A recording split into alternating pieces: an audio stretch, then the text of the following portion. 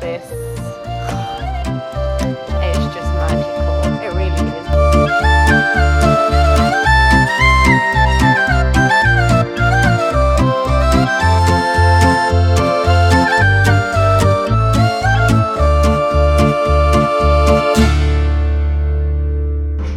Good morning, how's it going? How are we doing today? So grabbed myself some really strong coffee. I don't really like to go to Starbucks, but Starbucks happens to be in every single place you go to, no matter where you are. It's a bit like McDonald's, and I'm just so tired from the journey yesterday and not being able to sleep properly that I just needed some really good coffee to kind of wake me up and get me ready for the day of exploring that I've got today. Now, if you haven't already guessed, I'm back in Romania. I'm in a part of Romania I haven't been before, which is Suceava, which is in the north of Romania, I believe northeast, in the county of Moldavia, right next to Moldova. And yeah, I haven't been here before. I haven't had a chance to explore because I arrived at 9 p.m. last night. I didn't really see anything, so this is going to be a first impression for you and for me, because I don't really know what to expect. I don't know much about this place. I just literally chose to come here because there was a direct flight from Manchester, and I really didn't have the time to trek all the way to a different airport, which is normally London, to go where I actually wanted to go. So I'm excited. Haven't really seen it properly, but I know there's a few things here that I really want to see, so I'm looking forward to it. Now this in front of me looks like a rocket. I have no idea what it is. I think it's a theatre. God knows what the hell's going on there. It's very old school. That's what I can do. Hello. Hi. You okay?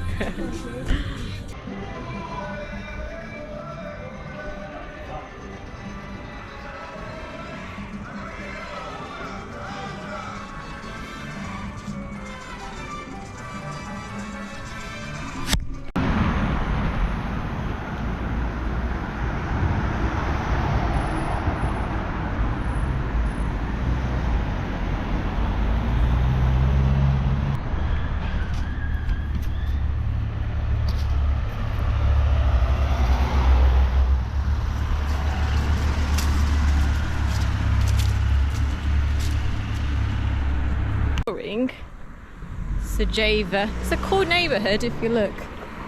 Very, very nice.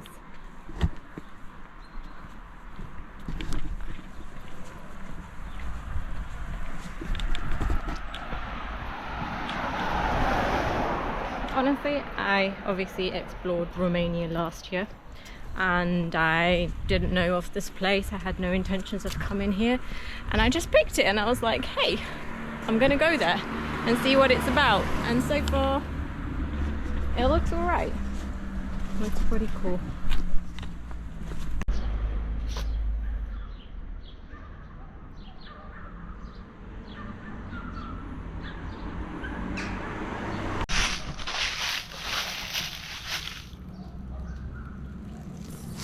Very, very unique architecture and design.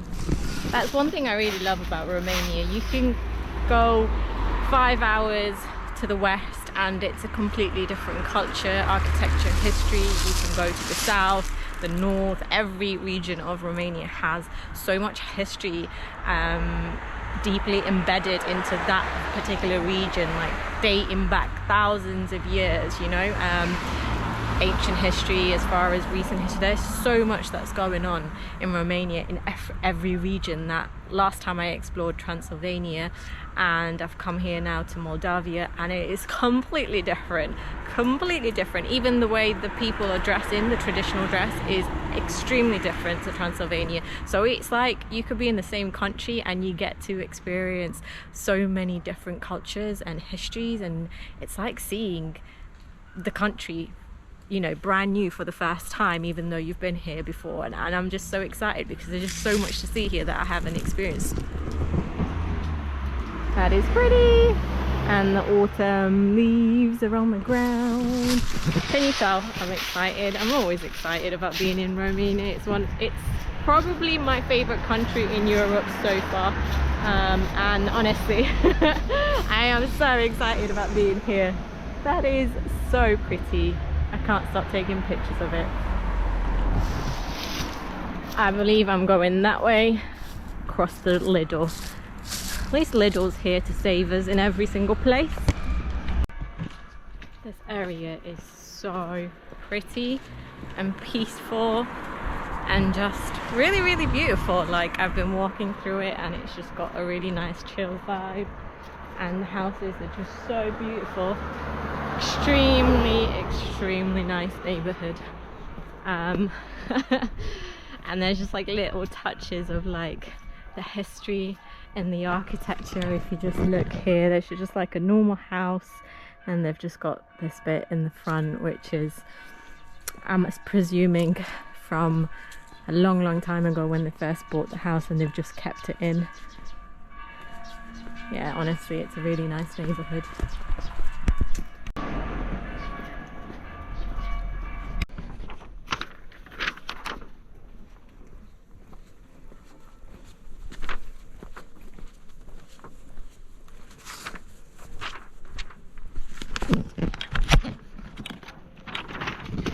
So, you can't come to Sarajevo and not go to the Citadel of Sarajevo, which is the main attraction here. Now, it's a fortress that was built to repel the Ottoman attacks, and it's the fortress that was never overran or taken over, so the Ottomans could not enter into the fortress, and it was a really strong defense point for the Moldavians here to protect their city from the Ottoman attacks.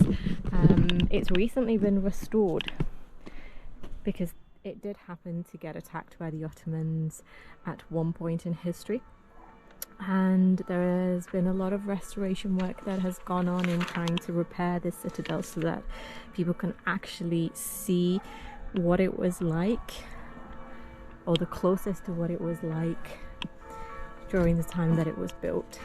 So I believe the line in the middle you can see is to indicate that everything above is the restoration and everything underneath is the original stone. I believe so, that's what I read online.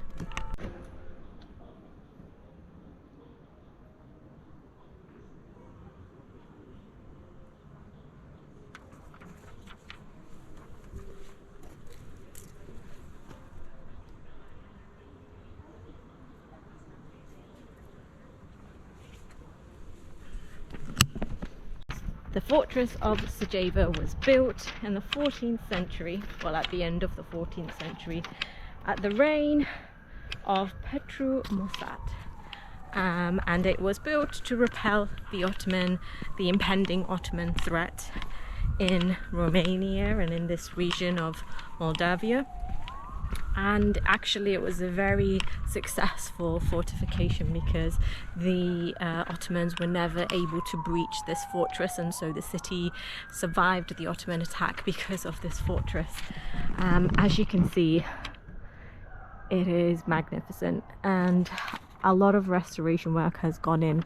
They've left the white line in the building work to indicate where the original bricks are, where the original fortress stood, and what is now the restoration work above the line, basically.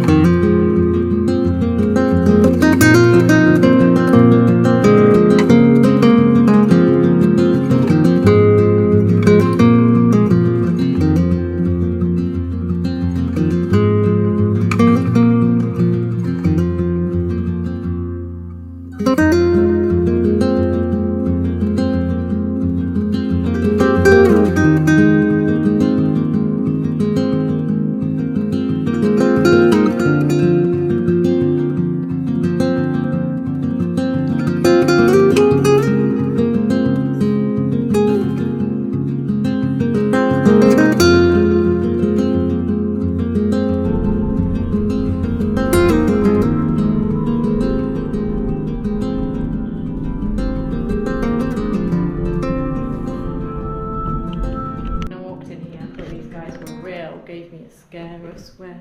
Especially this guy, look at him.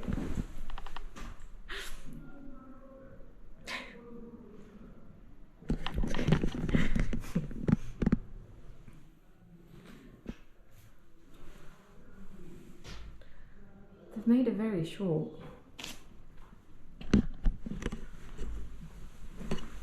So inside the fortress now is the chairs, the thrones of all the different lords and leaders and kings and princes that were part of this region and part of the history of this region. So it feels quite surreal because I always see it on TV in different series and different programs where you see the Iron Throne and Game of Thrones, where you see the different thrones of the kingdoms and, you know, the different civilizations, but to actually see it in front of you and you know, see what each throne represents for the people.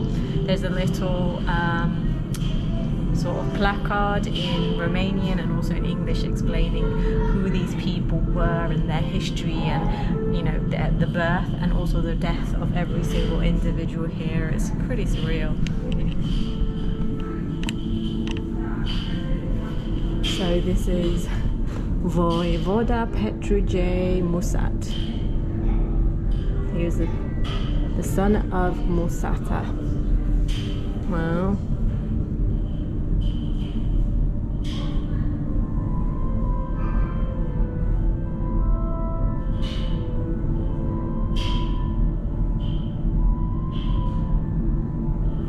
So for hundreds of years they didn't know where he was buried until recently they found him in the church of St. Nicholas.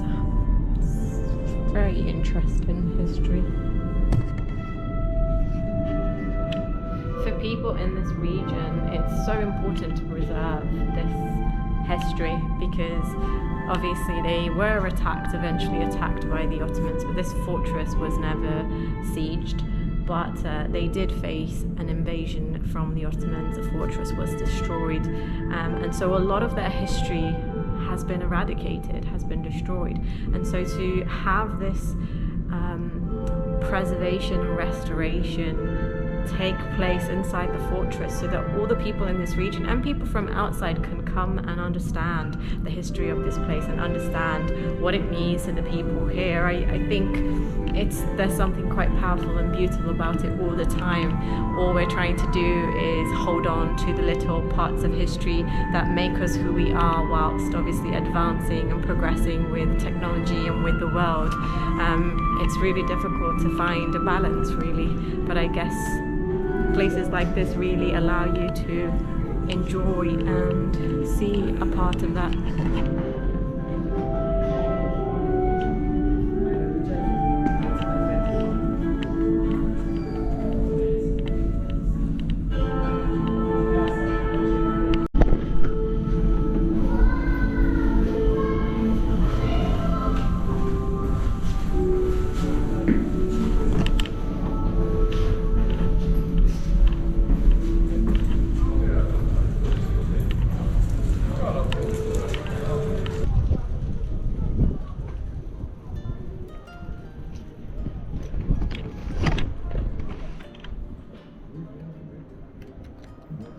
So I'm literally just sitting here waiting for the sun to set, and you know me, I'm a sucker for sunsets. Like, I just literally gave up all of the plans. I was like, I'm gonna come here and I'm gonna enjoy the sunset because it's been a while.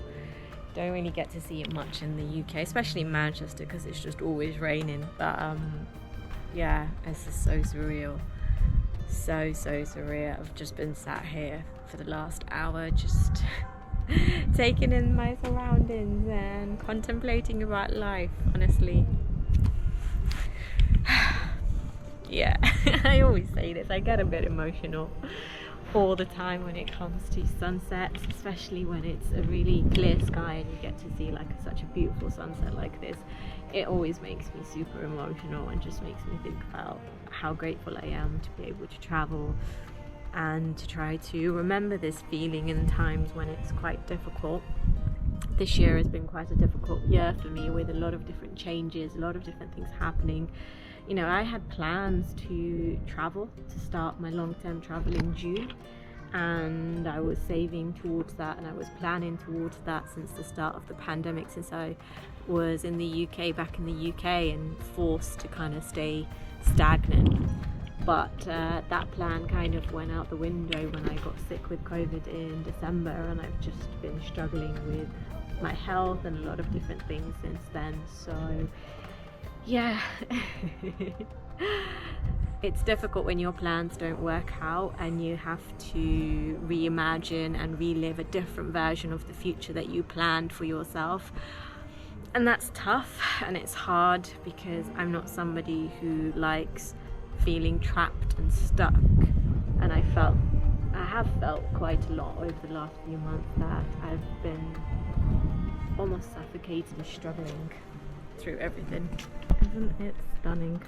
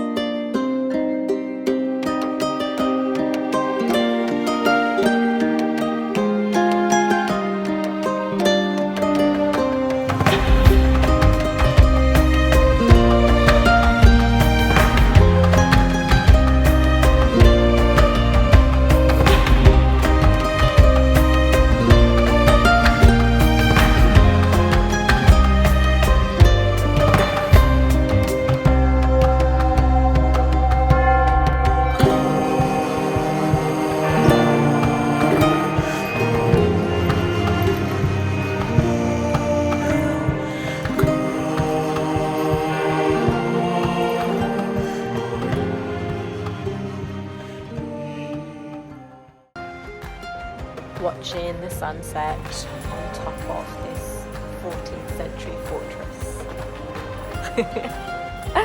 Honestly, it's just magical. It really is. These are the moments that I live for. You know, I'm a hopeless romantic when it comes to watching sunsets, but just look at that, honestly. Just look at that. They always just make me feel giddy inside when it's just a beautiful sunset and there's just a greater significance because of where you are. I'm on top of a 14th century fortress watching this sunset. Like, how many people can say that, you know? How many times in your life can you say this? You just gotta cherish it and make the most of it.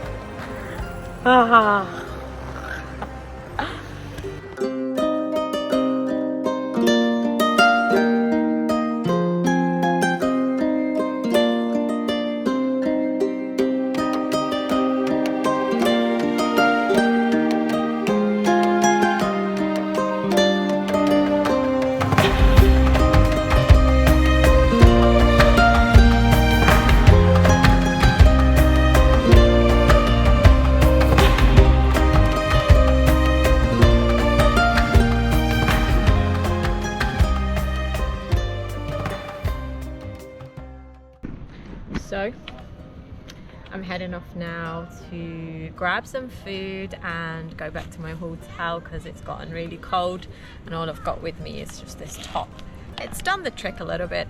I'll film a little bit when I'm grabbing some food, but I really hope you enjoyed this video just exploring Sarajevo with me, and if you did As always, please like and subscribe and leave your comments. I always appreciate the support that I get from you guys.